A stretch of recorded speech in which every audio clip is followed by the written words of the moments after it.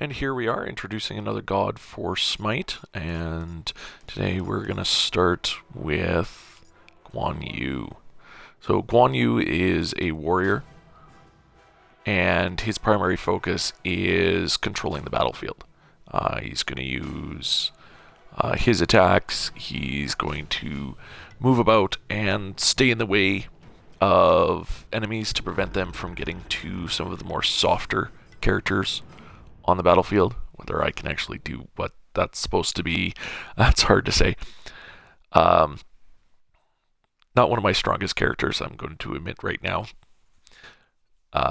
Still getting used to his abilities and just the warrior class in general. Your build is a lot of times is going to focus on what you're facing off against. So looking here, I have a lot of physical foes, so I'm going to focus a lot of my defense on physical. Maybe a little bit of magical just to deal with Anubis, but as far as I know, everybody else is a physical attacker. So first, we're going to start with his abilities. So we have Conviction. This allows him to buff and he heals.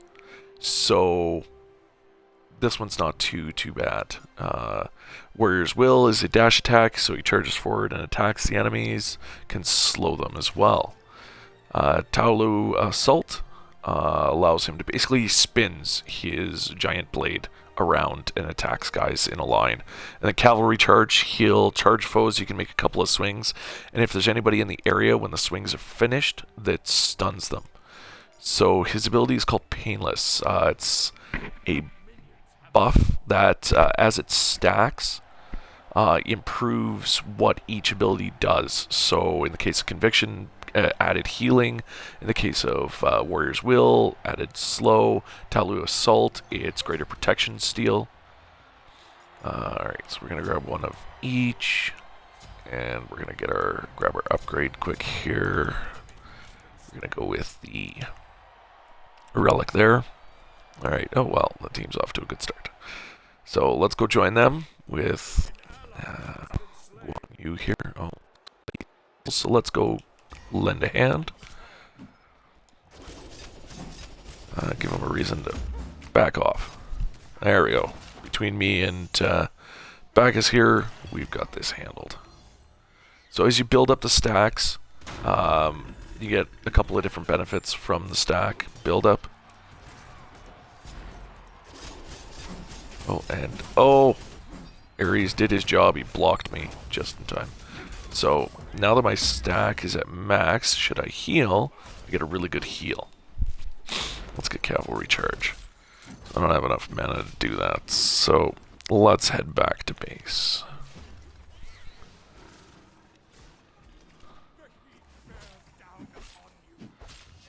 Alright. So we head back. Okay. I got that guy in my way, so teleporting it won't work. Let's do that. Finish that guy off and head back before he kicks my butt, and then I can show you guys live I've been beaten by a random minion. So, making sure that you keep an eye on your health and your mana is essential to playing the game. Going out there and just going until you die, well, it may work in some games. It isn't going to get you overly far. Okay, let's keep you in good health while keeping these people off you. There we go. Bacchus with the assist there to save. Well, I got the assist, but... Okay.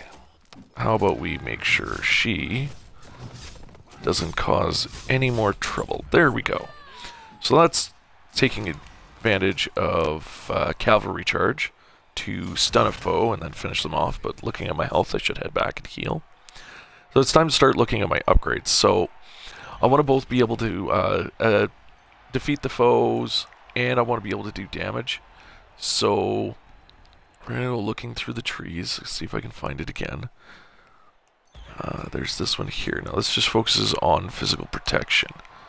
But I want physical power, no, that's physical power, magical protection, health, magical protection, health, oh,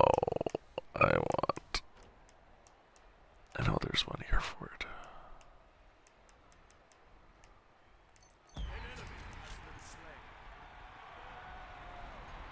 Protection and health. Okay, well, we're going to focus on health and physical power. I'm just going to have a lot of hit points, and then I'm going to work on defense after. Oh, let's heal all these guys. There you go. Well, they don't have to stick around as long as healing. Alright, so we're going to want to protect this guy, but I don't think I quite have the ability to do so quite by myself. Nope, I'm about to get into a lot of trouble there. A certain cat goddess's cats just got me. Alright, so back to looking in here.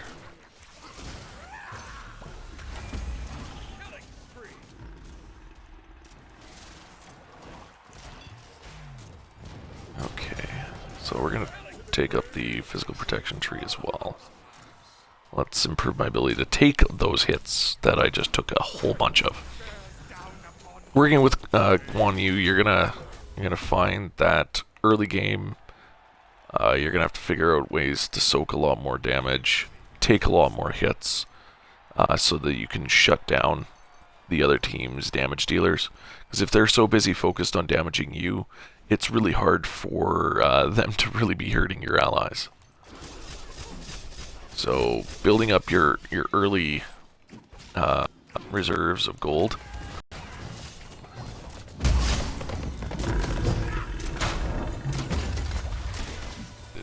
Cut out on me. Of course, right in the middle of something important, like using an ultimate. Alright, so these guys.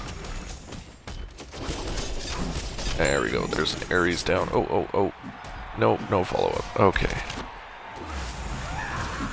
That's where range is really good. Oh, those guys are all just going to go in there and go for that. Hi, how's it going?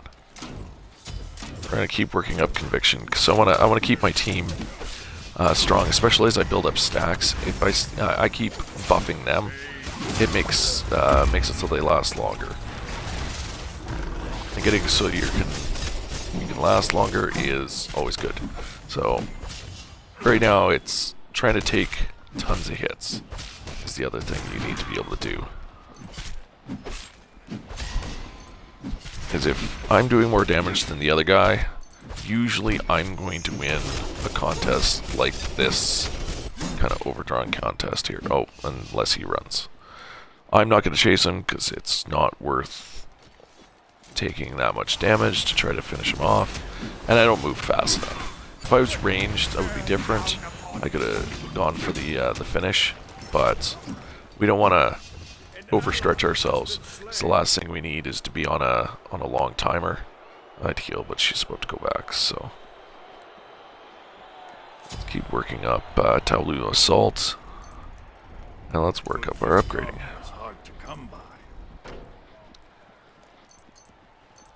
And obviously, each match is going to be different depending on what kind of class. Some classes, I don't change my builds at all. If I play a hunter, I generally don't change my build. I go with the same construction, grab the same items, and progress relatively the same way because it works. Certain other classes need different builds every time. You've got to be prepared for whatever you're facing off against, especially like Guardian and Guardian and Warrior more specifically need that specialty build. They need to be focused. I'm gonna get killed by these cats again. Oh, that was close. Alright, we're gonna head back and heal. But Warriors and Guardians, I find if they're tailored to the combat that they're facing. Oh, let's try that one. Let's reflect basic attacks, which is not a bad ability. Oh yeah, I'm leaving without the relic. I'm more focused on doing. Okay, let's heal these guys. Let's get in here, cause some more trouble.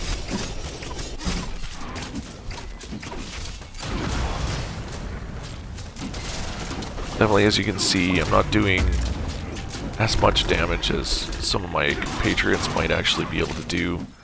And that's fine.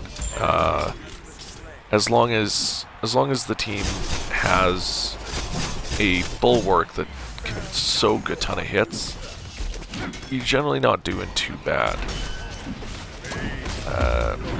You'll definitely make up for it in just sustaining combat. Oh, and we really blew that one. I almost had all of them. That would have been pretty impressive. No, can't follow up. Keep my guys alive. Get those points in. Ooh, that was close. I thought that was one of theirs. So, like with anything else, oh hey, I got a kill. Oh, I have 2. Timing is kind of everything with a lot of your abilities. Making sure that you're not wasting a use of, you know, conviction when you've got no allies nearby that need healing. Yeah, especially when you've got X amount of mana, right? Okay. You're gonna want to make sure every hit counts, right? You gotta be able to hit those guys. You want to watch their health. There you go. See, now everybody's topped up and can stay aggressive. Biggest thing is having an enemy on their toes is great. If they can't gain any forward momentum, especially in other modes, and I'll get into that with later videos. Certain modes just lend to more aggressive play. Other ones you need more patient play. But when you can allow your team to be more aggressive than they may normally be, that's doing a really good job. Because you can keep them going in a fight a lot longer. So here we are, we're pushing kills, and the other team is left on their toes, running, not able to get any momentum of their own. So they're just being forced back. Now, I know this is only against AI, but even against other players this can happen, where in a hard-pressed game, especially at the tail end of a game, the last thing you want to be is the team that's being pressed. So that's how games are lost very, very quickly. Do that. I have a lot of money saved up here, so going for resources is probably a good idea. As much as we want to keep pushing, there we go. Let's keep them back in the fight, and let's go head back. All right, now far enough away. We'll warp back. So let's go and reduce our cooldown, and we're going to continue building that physical power after that.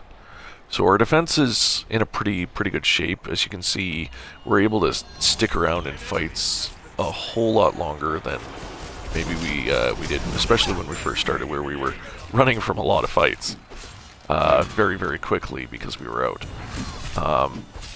So that's the advantage of being really high health, high defense. Oh, man, damn stuff. You can create opportunities for your team when they're facing against guys that maybe can soak more hits than you can, or they can, or just... Okay, let's see if I can stop these two. Oh, right, there we go. Oh, nice. Good setup there. So, and there's where an appropriate application of teamwork does wonders for a battlefield. And we're about to end this match really quick here. They don't have too much of a chance here. Even if I go in and get myself into a whole whack of trouble. There are a lot of them all in one place. There we go. Oh, hey. Go minion. So, and there you go. So there's Guan Yu. Definitely playing him better than I usually do. And that's him covering against various foes. A lot of times your best bet with a warrior, build them to the foes you're facing. That way you're better capable of dealing with them, so that your allies can go for kills and you'll be able to hold your own later. Guan Yu.